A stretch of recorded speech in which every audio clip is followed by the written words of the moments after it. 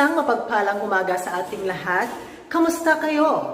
Ako, si Ricky Ganabang Polyo, ang inyong maging guro sa asignaturang Komunikasyon at Pananaliksik sa Wika at Kulturang Pilipino. Isang talakayan na punong-puno ng kaalaman at karunungan na hahasa sa inyong kakayahan bilang isang mag-aaral.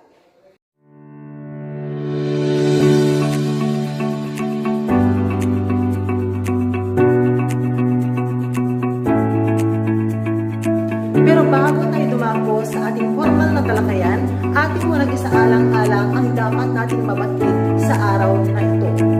Una, nabibigyang kahulugan ang iba't ibang gamit ng wika sa lipunan. At pangalawa, natutukoy ang iba't ibang gamit ng wika sa lipunan batay sa mga iba't ibang sitwasyon. Handa na ba kayo? Mayroon akong ipapakita ang iba't ibang larawan at ang kanilang mga pangalan sa iba't ibang industriya. Pansinin at unawain ang mga ito.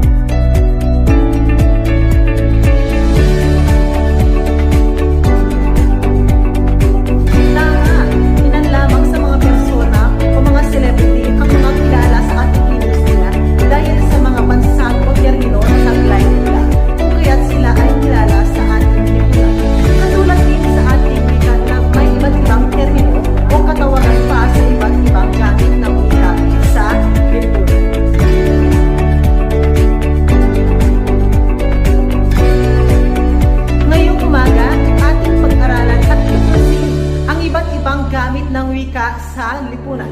Mayroon tayong 7 gamit ng wika sa lipunan.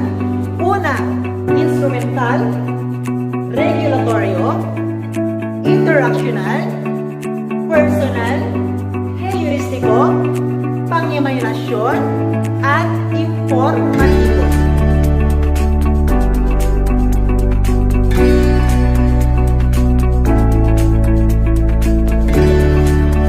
Gamit ng wika sa lipunan ay ang tinatawag natin na instrumental. Ano kaya ang instrumental? Ang instrumental ay ang bilang instrumento sa pagtugon sa mga pangangailangan ng tao sa lipunan o yung tinatawag natin na request natin, yung mga pangangailangan natin bilang isang individual. Halimbawa, pag-uutos, pagtatanong, pakikiusap at marami pang iba. Pangalawang gamit ng wika naman ay ang tinatawag natin na regulatorio. Ano naman kaya ang regulatorio? Kapag sinabi natin na regulatorio, ito ay tumutukoy sa pagkontrol o paggabay ng ugali ng iba. O di kaya ay tinatawag natin na pagbibigay ng panuto para tayo ay hindi tayo malihis sa anumang hindi kaaya-ayang gawa. Halimbawa na lamang, pagbibigay babala, pagpapaalala, pagbibigay ng panuto kapag tayo ay may exam.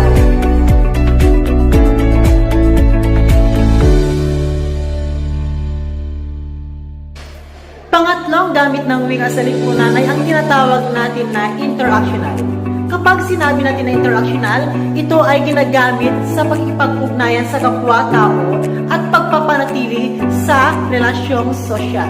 Halimbawa, pangangamusta, pagbati, pagbibiro, pakikihalo-bilo at iba pang nagbibigay ng matinding samahan ng bawat grupo o bawat individual.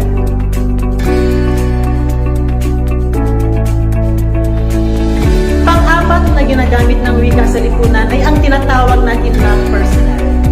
Kapag sinabi natin na personal, ito ay nagpapahayag ng sariling damdamin, emosyon at opinyon ng isang tao. Halimbawa, pagsulat ng sanaysay, pagtatalumpati, pagkakaroon ng formal at di-formal na talakayan, na kung saan ay dito lumalabas yung sarili nating pananaw o opinyon sa isang usapin.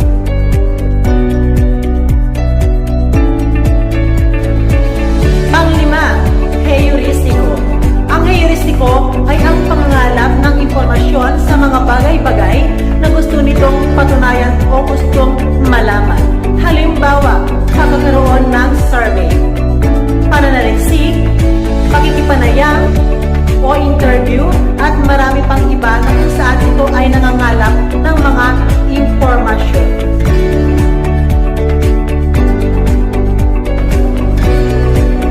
Pang-anim, pang-imahinasyon.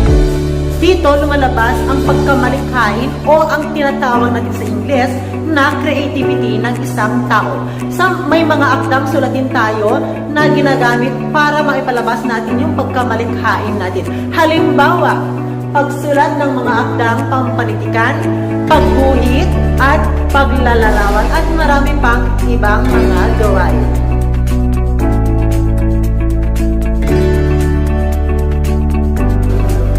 At ang pampito ay ang tinatawag natin na informatibo.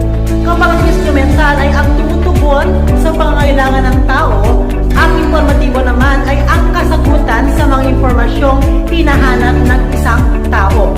Halimbawa, pag-uulat, pagtuturo, pagsulat ng pamanong papel, at marami pang iba.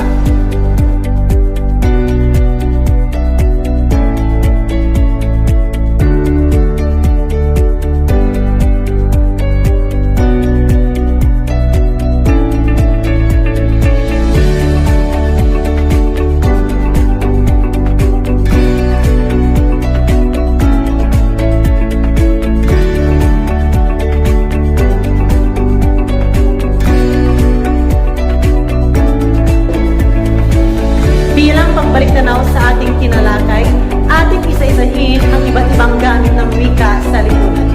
Una ay ang instrumental, regulatoryo, interactional, personal, heuristiko, pang-imahinasyon, at pangpito, informatibo.